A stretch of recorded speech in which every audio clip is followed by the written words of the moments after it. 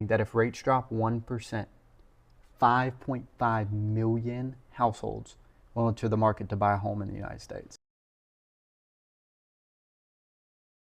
So Lauren, I saw a stat the other day. South Carolina is the fastest growing state in the United States. So I know we're a little bit insulated from the national real estate market, but what are you seeing right now in terms of the market? Is it a buyer's market? Is it a seller's market? How long are houses staying on the market on average? Yeah, I think it's really balanced right now. It's a really good spot for both buyers and sellers. Average days on market is 50 to 55 days. Sometimes when a home's a little bit more unique, we could expect closer to 70 to 80 days. Interestingly enough, I just had a house on the market for 68 days, and then we had 3 offers come in all at the same time.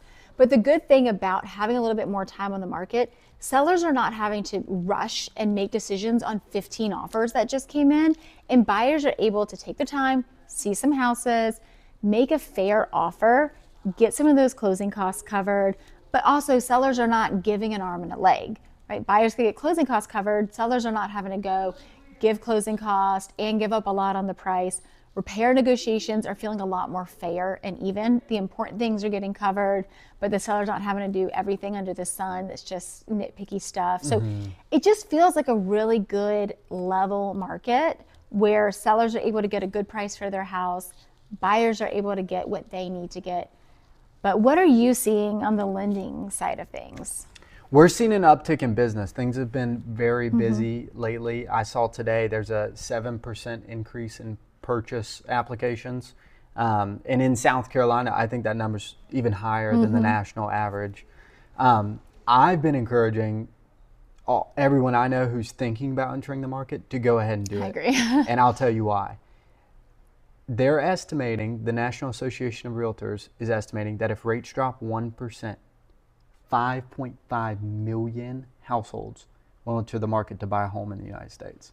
That is a crazy statistic. That is so wild. And so what we're going to see then is we're going to see 2021 levels of houses going quick, right? Nothing's going to stay on the market, and buyers are going to be offering $15,000 over asking price again just to get their offer looked at, really. And sellers are always like, well, I want to sell in that market. Yeah, but you have to buy in that market too. Yeah, that's the thing, is people forget. You have to buy in that market too. That's right. So it's a great time to buy. And what we always say in the mortgage industry, we say, marry the house, date the rate, right? So you can stick with a house, but the average life of a loan, the average loan closed is a 30-year fixed rate, right? But the average life of a loan is only 5 years. That's not because people move every 5 years, but people do refinance or move in 5 years. Yeah. And so we always say, marry the house, date the rate, right? Find a house that you like, try to get it with a good price, like right now, where sellers are having to negotiate a little bit. And then you can refinance when rates drop and all the other buyers are entering the market, Absolutely. right? And I mean, even just the appreciation over a year. If you're in it for a year, it's going to appreciate. You'd be paying that much more if you wait. So even if rates are lower, you're going to pay more, you're going to be a more competitive market. Get it now, make sure you're comfortable with the payment now.